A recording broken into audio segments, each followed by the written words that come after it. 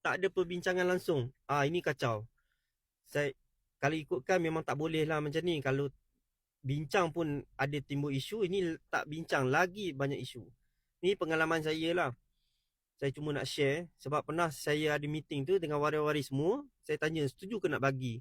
Semua cakap setuju, semua setuju nak bagi dekat A. Lepas saya balik meeting tu, B telefon saya. Kata, tuan, saya sebenarnya saya tak setuju lah nak bagi scan. Dia cakap antara dia pun tak sihat, dia pun perlukan duit, dia pun adalah faktor-faktor menyebabkan dia memerlukan bahagian faraid itu. Jadi bila saya tahu macam tu, saya buat meeting lagi sekali. Memang jadi bergaduh lah sekejap, bergaduh mulut kan. Tapi saya beritahu nak buat macam mana. Yang terima faraid, dia memang kita kena bagi.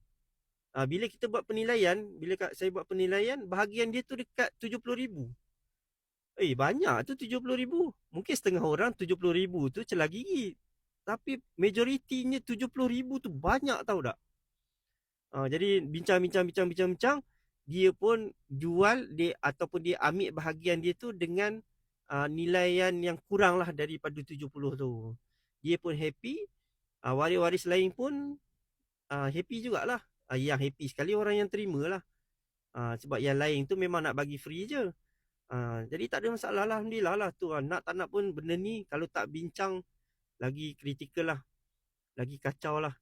Sebab tu at least kena bincang juga. Walaupun mungkin ada pergaduhan akan timbul. Tapi sekurang-kurangnya perkara tu dijelaskan.